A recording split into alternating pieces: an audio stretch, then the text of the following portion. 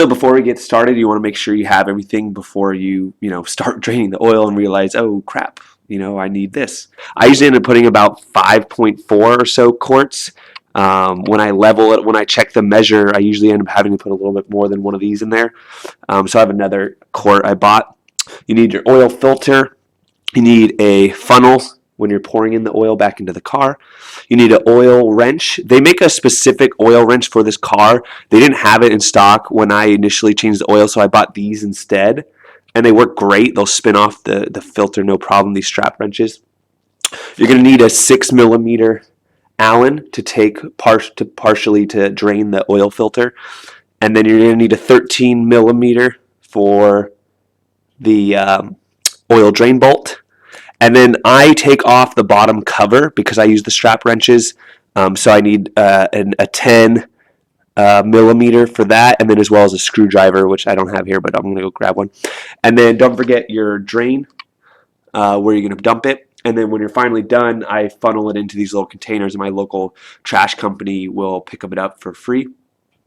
And then a rag. You're probably going to spill oil on your hands, so make sure you have that rag handy now, because it sucks when you're under the car and there's oil and you have nowhere to wipe it. So get a rag. And then what I have is I have the car on ramps, 2009 Mazda 6. And what you want to do is make sure you remove the oil fill cap. That way it helps drain. And number 2 is make sure that the engine is at least warm, because that makes the oil more viscous, more fluid, and that will allow it to drain much easier. You can see the oil filter there. That's the 8 millimeter hole that you're going to drain the oil filter with later. And then that's this thing you unscrew, and you can put the oil filter in there. And then over here we have the oil drain bolt. It's a 12 millimeter. And again, there's a little section cut out here, a little rectangular section where you can access it. Now you don't have to take off this piece. There's this piece here, there's the edge. I'm going to follow the edges here. It goes all around the underbody. There's a total of 8 screws that hold it in. Here's the one in the far back, the one across from it, and then there's a hole here, one there, and then there at the front there's a screw and the 10 millimeter.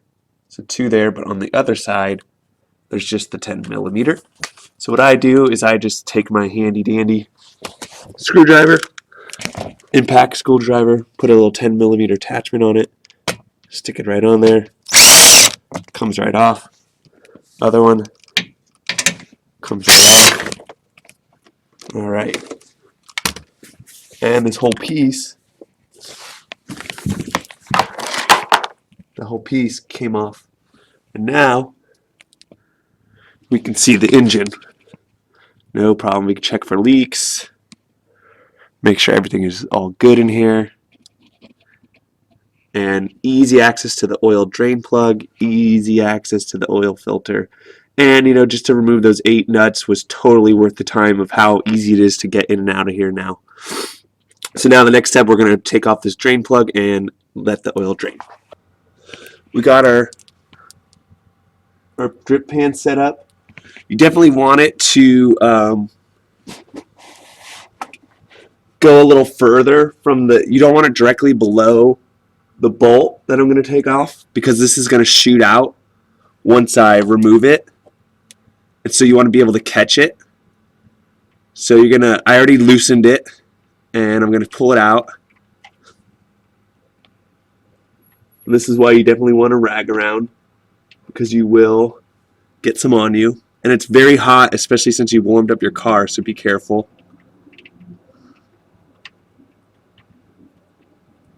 I kind of push in while I'm pulling out.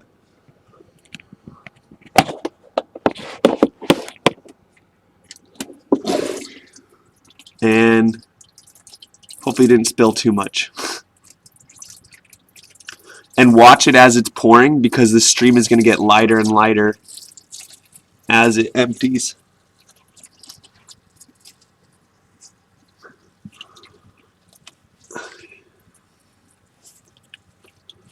So you're going to have to remove the pan as it gets lower.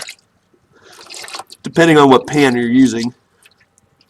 But this one, as you can see, needed to be moved. And let it drain. Let it drain for a long time. I'd say leave it for 5 minutes. Just let all of it go out. Here's the oil filter draining. I took out that little bolt with the 6mm. When I started taking out the bolt, it actually loosened this a little bit. But if it wasn't loose, what I do is I just take my strap wrench and loop it around the edge like that, and then just spin it off the black part. It works like a charm. And especially when you remove this cover, you can see way more of the engine. Okay. Now, because it's already loose, I'm just going to loosen it with my hand. Once you get to a certain point, it should just really let loose. And again, this is not the cleanest activity. That's why you definitely want your rag around.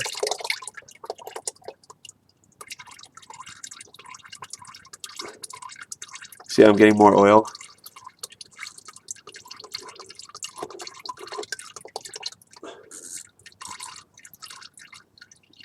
And then as you get to the end, it's really going to get messy. So I like to move fast because it's just going to start. There we go. And then pour it out. Just pour out this filter. Gross little filter. And let it. All right, I pulled the oil filter out. I pulled the old filter off of this. Now the next thing we want to do is our new O-rings. You want to lubricate them with clean oil. I'm sticking my finger in the oil, fresh oil, and you want to lubricate it around the filter and the other little grommet as well. Give it some lubrication.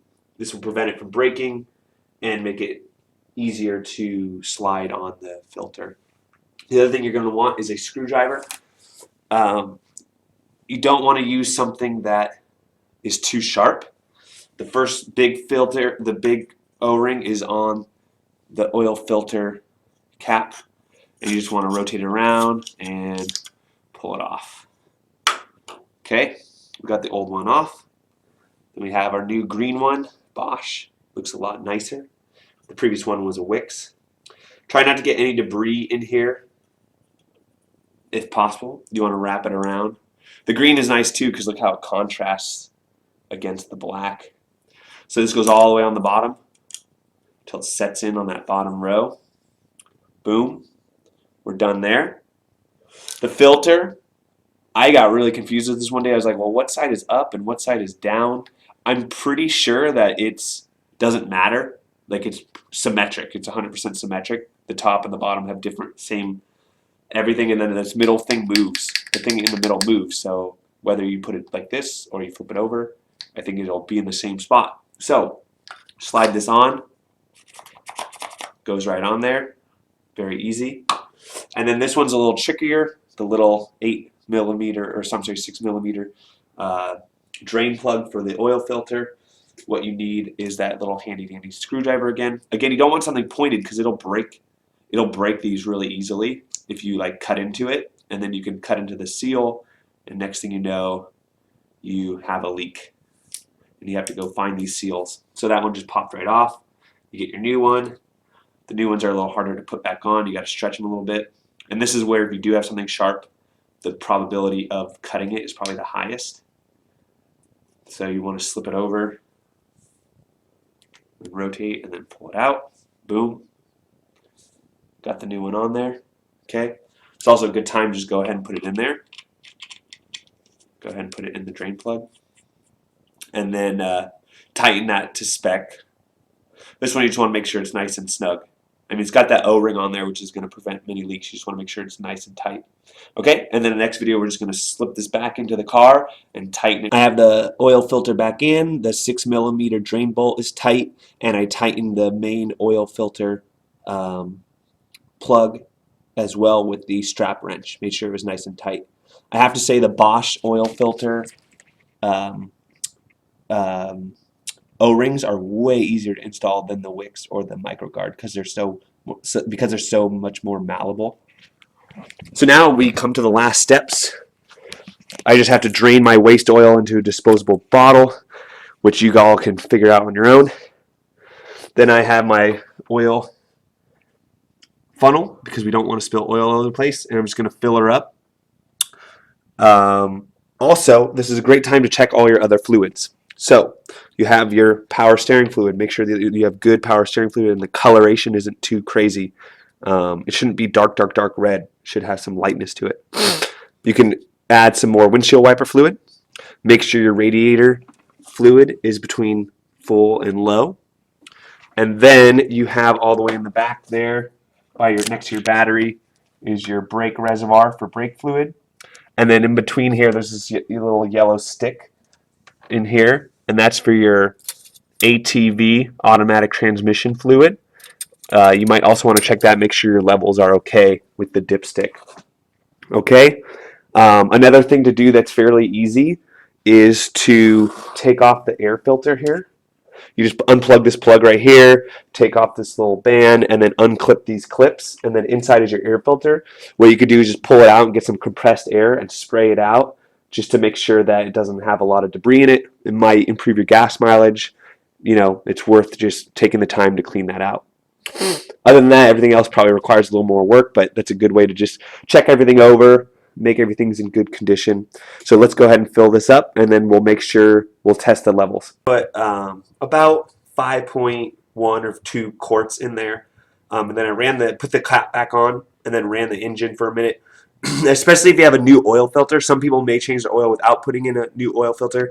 I mean, might as well put a new oil filter if you're going through all this you know, you're lifting the car and all this other stuff. So I recommend switching it out every time. You don't have to. It's not going to, you know, some people say you can get away with switching out your oil filter every other time. But if you are putting in a new oil filter, that means that you're going to require more oil, because when you don't replace the oil filter, more oil is going to stay in the engine. The old oil is going to stay in the oil filter area. So you're actually going to need less oil if you do not replace the oil filter. But we did replace the oil filter. So now we're going to check the oil, pull out this little tab, and you wipe it off, and then you put it back in, get a clean reading, pull it off, and then you want to read where the oil is up to. And as you can see, it's barely up to the bottom. So I'm going to add a little more oil to the oil. And I don't usually run it again just because I feel like it's already gone through the oil filter. So any oil you're adding in here is going to immediately affect this. So just add in and check, add in and check. And then once you're at a good level, you're golden. Okay, now we're done. We're all done. Just cover everything up, double check all your nuts and bolts, clean your tools, and you now have fresh engine oil in your car. Enjoy.